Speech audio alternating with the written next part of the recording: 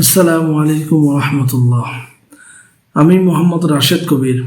আজকে আপনাদের সামনে শবে বরাতে হালুয়া রুটি খাওয়ার দলিল প্রমাণ করব। লোকমুখে শোনা যায় শবে বরাতের হালুয়া রুটি খাওয়ার দলিল তারা এভাবে বলেন। 1. নবী করিম সাল্লাল্লাহু আলাইহি ওয়াসাল্লাম উহুদের যুদ্ধ করতে গিয়ে তার দাঁত মোবারক শহীদ হয়েছে। এই জন্য নবী করিম সাল্লাল্লাহু আলাইহি ওয়াসাল্লাম শক্ত খাবার খেতে পারতেন না, তাই তিনি হালুয়া রুটি নরম খাবার খেতেন। এই ঘটনাকে উল্লেখ করে মুরব্বীরা শবে বরাতে হালুয়া রুটি খাওয়ার দলিলের কথা বলে থাকে। এই ঘটনার প্রতি দুইটা বিষয় খেয়াল করুন।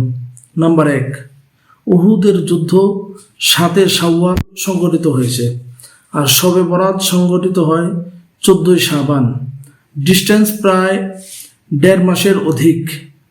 তো আমরা শুধুমাত্র খাওয়ার জন্যে পরের ঘটনাকে 1.5 মাস আগেই আমরা বর্ণনা করেছি। নাম্বার 2, নবী করিম সাল্লাল্লাহু আলাইহি ওয়াসাল্লামের দাঁত শহীদ হয়েছিল বিধায় তিনি হালুয়া রুটি নরম খাবার খেয়েছেন। আপনি তো অসুস্থ না, আপনার তো দাঁত শহীদ হয়নি, তাহলে আপনি কেন শবে বরাতে হালুয়া রুটি খাবেন?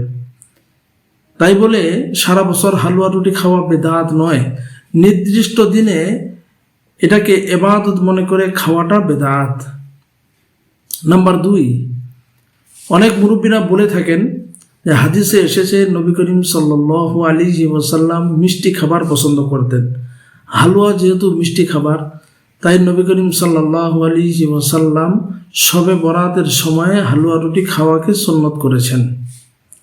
তো নিঃসন্দেহে মিষ্টি খাবার নবী করিম সাল্লাল্লাহু আলাইহি ওয়াসাল্লাম পছন্দ করতেন। তাই বলে শবে বরাতের দিনে তিনি হালুয়া রুটি খেয়েছেন এ কথা কোথাও প্রমাণিত নাই।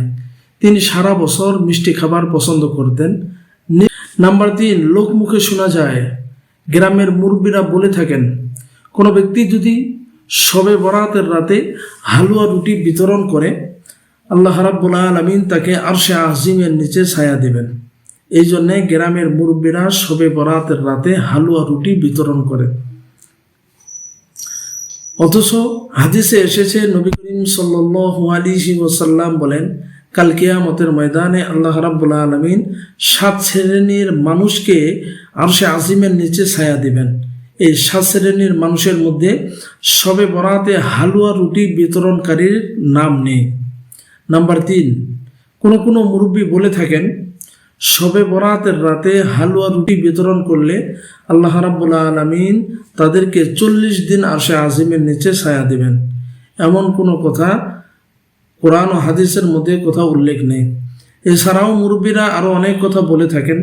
অনেকে বলে থাকেন শবে বরাতের রাতে ভাগ্য নির্ধারণ করা হয়, তাই কোনো ব্যক্তি যদি শবে বরাতের রাতে হালুয়া রুটি বিতরণ করে, তার ভাগ্যে সারা বছর আল্লাহ রাব্বুল আলামিন বরকত লিপিবদ্ধ করেন। এই বিষয়গুলা কোরআন ও হাদিস দ্বারা প্রমাণিত নয়, শুধুমাত্র মুরব্বীদের কথা দ্বারা প্রমাণিত। আর ইবাদতের জন্য অবশ্যই কোরআন ও হাদিসের প্রমাণ লাগবে, মুরব্বীদের মুখের কথায় কোনো কিছু প্রমাণ করা যাবে না।